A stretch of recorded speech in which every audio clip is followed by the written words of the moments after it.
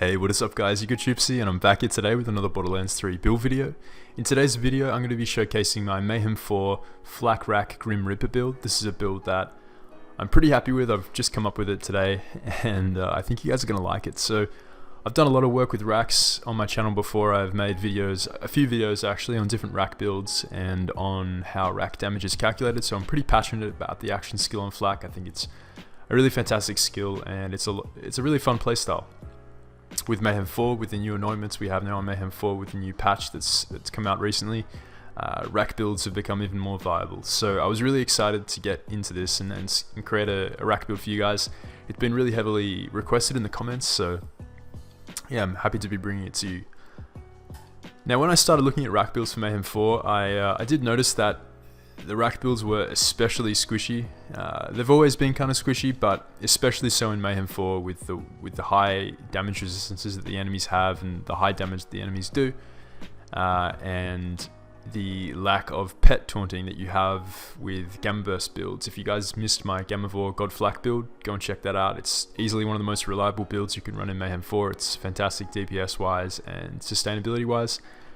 But I found myself really missing that pet taunt, just to pull the aggro off me and provide me that longevity when I started building with Rakks. So I've come up with a build that I feel gives you the most survivability you can really ask for on a Rakk build at this level of difficulty, and I'm pretty happy with what I've come up with. So I'm excited to get into that. But before I jump into the build and the gear, I want to give a big shout out to my man Darren Lee. He has been hooking me up with a whole bunch of Gamma Burst gear and a whole bunch of Rakk Burst gear. Rakk attack gear, and yeah, he's been really generous, even with my viewers in the comments, people who are commenting on my last video, my two latest videos. He's been hooking people up with gear in the comments. So big shout outs to Darren Lee, a very generous guy and doing a lot for the community, so I really do appreciate that. I also want to thank my man Lycan Emperor as well for sending me the relic that I'm going to be using in this build. It is a Last Stand auto idol, and that is one of the integral parts of the build which I feel really does separate this Rakk build from my previous builds and from some of the other builds that I'm seeing going around with a Rakk attack on Mayhem 4 for Flak. So big thank you to those two guys. I really do appreciate it. So we're going to jump into the build and yeah, really just get going into why this is so effective. So first things first, we do have twin Maggies. These are the same weapons that I used in my Gamavore God Flak build in the first two slots, albeit with different anointed effects. The reason I'm using action skill end weapon damage increase over the Rakk attack weapon increase is because this weapon damage increase also applies to the bonus elemental damage on your shields and your grenades. So this is really, really important. Through the testing that I've done, I haven't found that the Rakk attack bonus Maggie, like I'll just show you which one I'm talking about, this one here.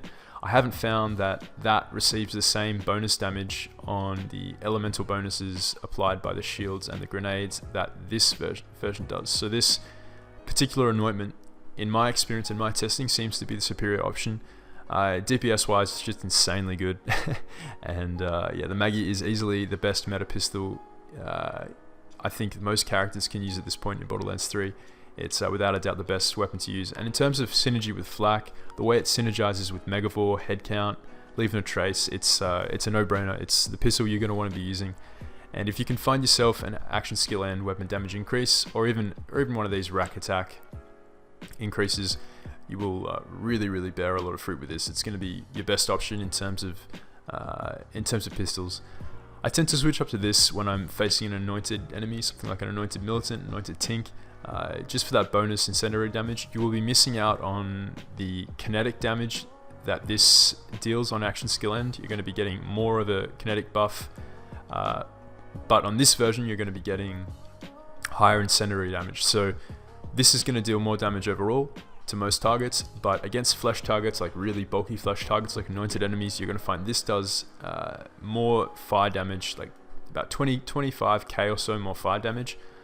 Based on the testing that I've done, while doing about 20k less kinetic damage, though that fire damage is obviously stronger than kinetic damage versus flesh targets, so it's going to be really useful. Next up we have the Brainstormer. This is easily Flak's best shotgun, meta shotgun that you can use at the moment. Apart from the recursion, I'm not a big fan of the recursion personally. I think it's going to get nerfed further in the future. It was nerfed on Amara today. but I think it's probably going to get nerfed in the future in terms of the way it works with the new on-action skill and elemental bonuses. So I am using the Brainstorm. I do prefer it, but obviously you can use the recursion as well. This is going to be fantastic at stripping shields, just shredding close compact mobs, and again we're using this on-action skill and weapon damage bonus for a short time. This is going to stack with these and really just make the most out of these, improving the damage bonus they provide too. So a really good mob cleaner. The Brainstorm is really what you're going to be wanting to use on this kind of build. Lastly, you can really switch this up. I use the lump because it's a lot of fun, and shout out to my man Daquan. He also is a fantastic Rakk builder. He makes a lot of fun Rakk builds, and I think he kind of innovated the lump for sure. He has a lot of videos on his channel about it, and it is a lot of fun to use for sure. This variant gives splash damage bonus on action skill end, so every time you're firing out Rakks, you're going to get that clean splash damage bonus, which actually applies to your Rakks as well as your grenades. So that is massive. This is a really nice weapon to fire up above a crowd of enemies. It's going to proc Megavore with the tendrils that it fires out, and it pretty much just deletes the red dots off the map. It's insanely strong. Really good if you're in a tight spot and you're about to go down and you want to get a nice second win. But yeah, this build focuses on not going down, so that shouldn't be happening too often. Now we're going to get into why this build has the sustainment that I mentioned earlier, and that really comes down to a couple of items here. So first up, we've got the stopgap. This is really important. I think this is probably the best shield on Rakk build to flak. I'm a big advocate for the stopgap, and I have been for a while now. And whilst I do really like the transformer, and I use the transformer on my Gamavore flak build, this build is more squishy. It doesn't have the aggro pull that the Gamavore build has.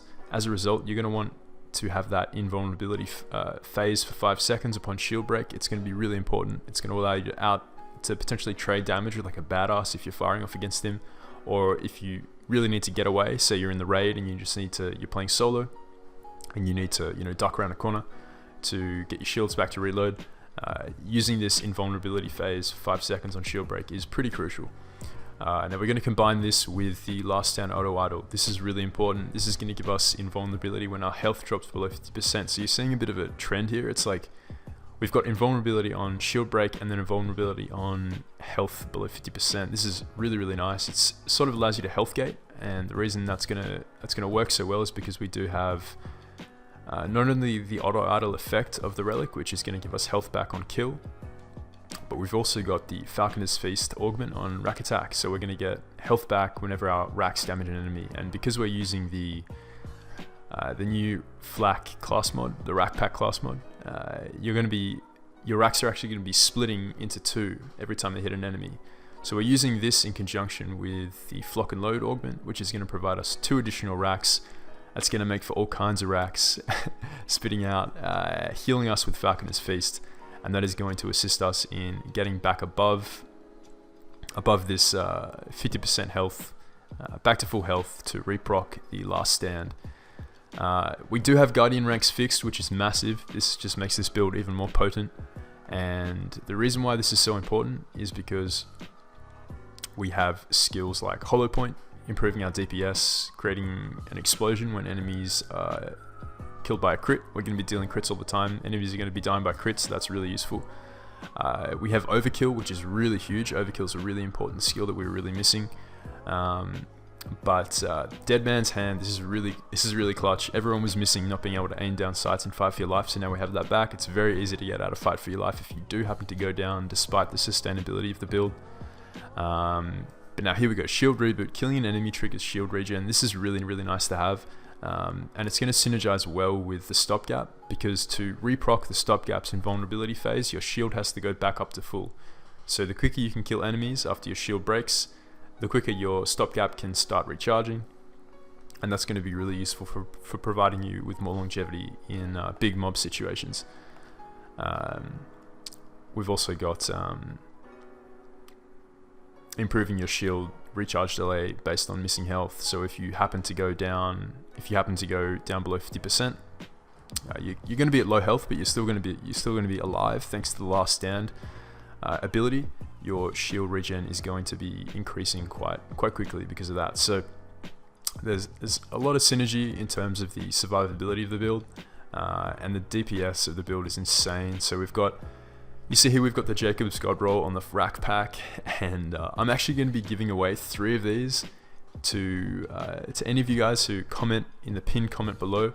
If you do want to win one of these, you have to be subscribed to the channel, so make sure you're subscribed. I'm going to be doing a lot more of these build videos, and I'm really excited to be doing these on the channel. I had so much attention on the last giveaway that I ended up bumping it up to 6 people. 6 winners, so if that happens again, you know, I might even increase it up to 6 again, we'll see. But all you need to do is make sure you subscribe to the channel, drop a like on the video, and leave your PSN in the comment below. This is for PS4 players only. I am playing on PS4, so I can't unfortunately send it to PC or Xbox players, but if you guys are playing on PS4 and you would like to win one of these fantastic class mods, then leave your PSN in the description, sorry, not in the description, in the pinned comment, and make sure you're subbed to the channel and drop a like on the videos. So lastly, we're using any sort of grenade that applies a bonus elemental damage on action skill end. You can really mix it up. I've got a whole bunch of different grenades here which apply all kinds of different bonuses. You want to really tailor your bonus to what you're facing. So if you're facing enemies in like the Circle of Slaughter, for example, you might want Fire or Corrosive to help. I've been using Corrosive to shred through the armor. A lot of the enemies like badass armor targets, so you can shred through their shields easily with the Maggie, but having that bonus corrosive damage is really key, as well as the bonus cryo damage on your stopgap or on your shield. If you can get bonus cryo damage on your shield, it's one of the elements I recommend, because cryo is neutral against flesh, it's fantastic against armor, and most of the guns you're firing are going to be able to strip shields anyway, so it's a really nice bonus elemental effect to have. But yeah, as far as the grenade go, you've got a bit of flexibility. I like to mix it up with fire, radiation, and corrosive for the most part. I don't really tend to use shock, but you can use shock if you like. It can be beneficial in some fights. So that is going to be the build. We're going to jump into the skill tree here. This is fairly similar to my Gamavore God Flak skill tree setup. Fairly similar for the most part. Although, because our class mod gives us points into Grim Harvest, we have max this out at 5 out of 5. I could invest more in this, but I prefer investing the points in other skills. 50% gun damage is nice, though action skill damage is cool. That means our Rakks are going to hit a bit harder, but they aren't going to be our main source of damage.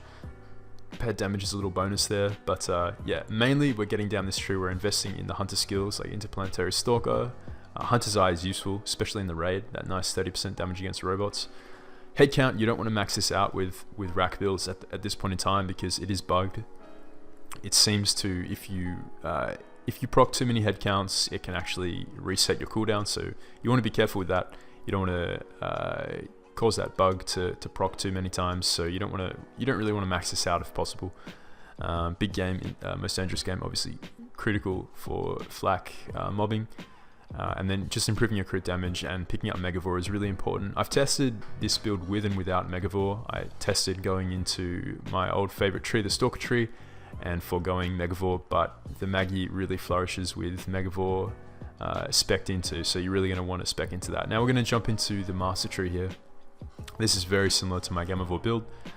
Mainly we're ascending down here to get Frenzy and Barbaric Yop, which is going to buff the power of Greathorn Skag. The reason we're speccing into Greathorn Skag as opposed to speccing into the Spider Ant Scorcher, which I see a lot of Mayhem 4 Rakk builds spec into, is because this provides us with more overall gun damage, essentially 45% gun damage, whereas this provides us with elemental damage. And the reason we want gun damage is because we're using Maggies predominantly. I do like to switch the Becker up in here every now and then, but because Maggies are our main mobbing tool, as well as the Brainstormer, but Maggies for the most part, the bonus elemental damage from your shield and from your grenade, they actually scale based off the base damage of your weapon. So if you improve, like if you increase the damage of your Maggie with the Greathorn Skag, you're going to be increasing the bonus damage from these two anointments. So I have tested both. I have tested the damage that the Spider Ant Scorcher does versus the Barbaric Yop in terms of DPS output, and you are better off investing in the Greathorn Skag if you're using kinetic based weapons. If you're using stuff like the Cutsman or even the Recursion, you might find yourself better off investing in the Spider Ant Scorcher. You do get the regen, which is nice, but it's kind of it's not really that necessary considering all the regen this build does have. with the birds, with the Rakks and your auto idle. But mainly that elemental damage is going to benefit the Cutsman and stuff in boss fights. But for the most part, especially in mobbing, I've found the Greathorn Skag to be the superior option there. So that is going to be the build. I'm going to pause it and we're going to jump into some Slaughter Shaft gameplay, and you guys are going to see how the build really just functions in practice. Alright guys, so we're here on round 5 of the Slaughter Shaft. This is Mayhem 4. I'm going to show you guys my modifiers. And yeah, we're going to get into it. I'm going to showcase the build, show you guys how effective Last Stand and the shield, the stopgap can be when used together. Yeah, so I hope you guys do enjoy. If you did enjoy and you would like to see more of these videos, leave a like on the video and drop a comment below letting me know what you thought of the build, what you guys think of Rakk builds in Mayhem 4. I'm curious, this is my take on a Rakk build. I think this is the most effective way to play it with longevity, but if you guys think differently, if you guys have other ideas for Rakks, let me know in the comments. I'd love to hear them. And don't forget, if you guys want to join in the competition to win one of the 3 Rakk pack class mods that I'm giving away, make sure you leave your PSN in the pinned comment. Make sure you're a subscriber on the channel, and make sure you drop a like on the video, and I'll catch you next time.